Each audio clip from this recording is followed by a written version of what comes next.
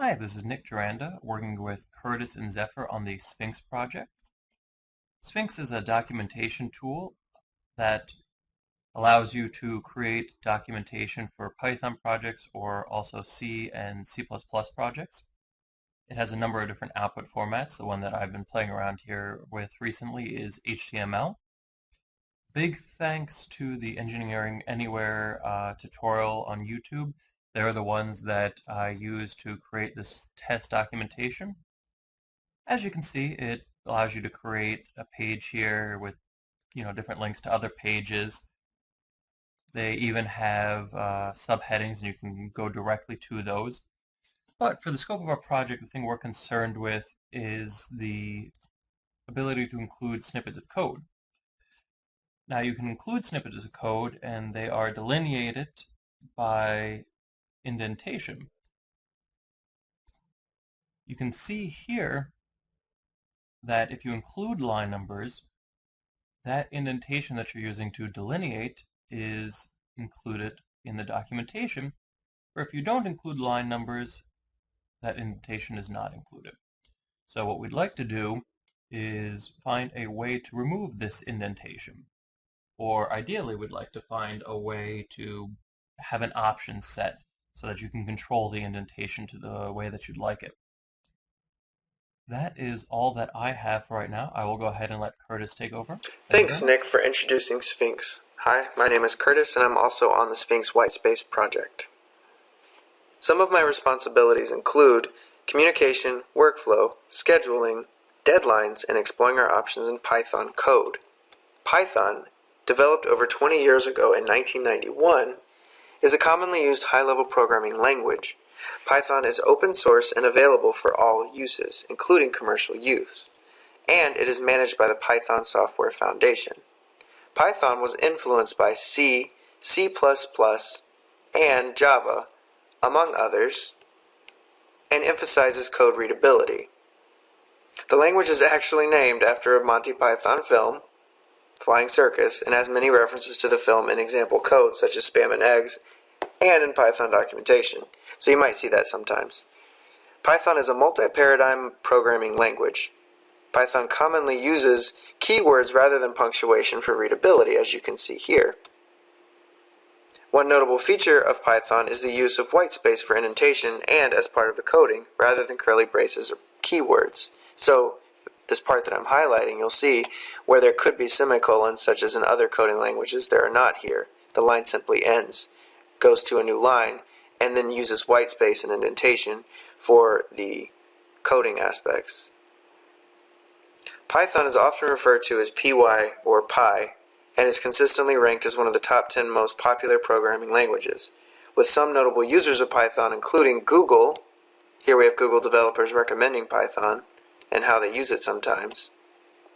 Also, Yahoo, NASA, the Apache web server, and most importantly for this project, Sphinx. It's not ironic that the developers behind Sphinx decided to use Python as their coding language. Both of them have a goal in common: to simplify access to information. Whereas Python does this in the programming world or behind the scenes, Sphinx does this in the publishing and online world or on the scene. As Nick mentioned, Sphinx is used for PDF and HTML publishing. Python, like other programming languages practiced in beginner computer science courses, makes use of typical data types like strings, integers, dictionaries, and lists. Some of these are on here. I'm not really going to go through them, but you can see some of them.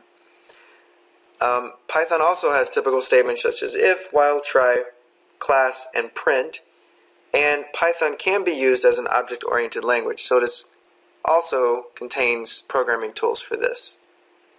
While our team does have experience, or some experience with Python and related programming languages like C# and Java, we plan to learn more Python for this project. Our goal is to first locate the issue, write the code ourselves to mimic the problem, then generate new code that gives the user options. Our third team member, Zafar, will take it from here and discuss our plans. Hi, this is Zafar, and I'm part of the Sphinx Whitespace project team. My job as part of the team was to actually start giving pointers as to how to approach the code. Before we get to the actual code, though, we had to create a fork repository, a shared fork repository that we could all work with. Now, as a team, we were more comfortable with GitHub. However, Sphinx uses Bitbucket to host the repository and for version control. So what I did was I forked over the repository. Another thing to note was it's a Mercurial repository, and GitHub doesn't support Mercurial. So I forked the repository. I cloned it to my desktop, and I use a terminal application called Fast Export for Mac. And what that program did was it converted the entire repository, the entire cloned repository on my desktop, and it created another directory with my converted repository. I then went to GitHub and I created a repository called Sphinx Git, and I pushed the converted files from my desktop onto GitHub, and then I shared it with the rest of the team. So that way we could all use GitHub, which we were comfortable with, and have the entire repository here. Again, before we get into the actual code, one more thing that I wanted to mention quickly was the style guide that I found. We all have decided that we had to look through this style guide, which really isn't too long. But the reason being is we didn't want to start writing large chunks of code and then have to re-edit large portions of it because of bad style or because of inappropriate style. So with the style guide, we would all read it before starting to code so that we have a good feel of how the code is supposed to look, and also we wouldn't have to change large portions of code and be inefficient. With that said, the actual code consists of several files of classes, but the one that we were most interested in, and this was my primary job, was to find the actual specific place where the white space problem occurred.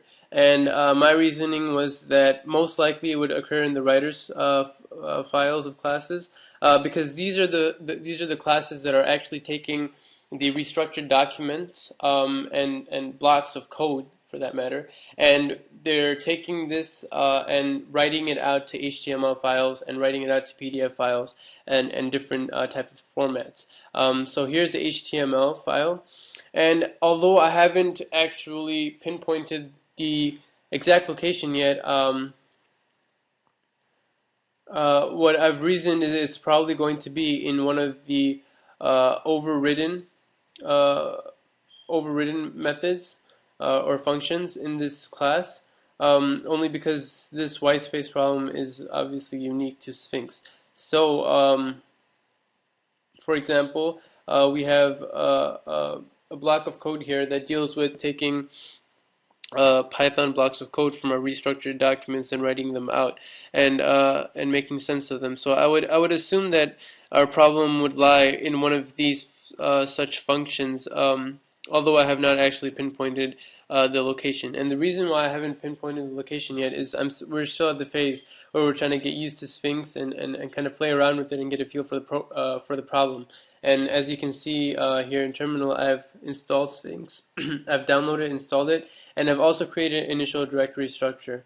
So I've started to play around with it, get a better feel for how Sphinx works, and I'm in the phase of actually duplicating the problem so that I can get a better feel for where in the code the problem lies. So that's what we have already done so far. In the near future, we would like to pinpoint the code by this week, actually, and after that, we would obviously like to, as a team, start developing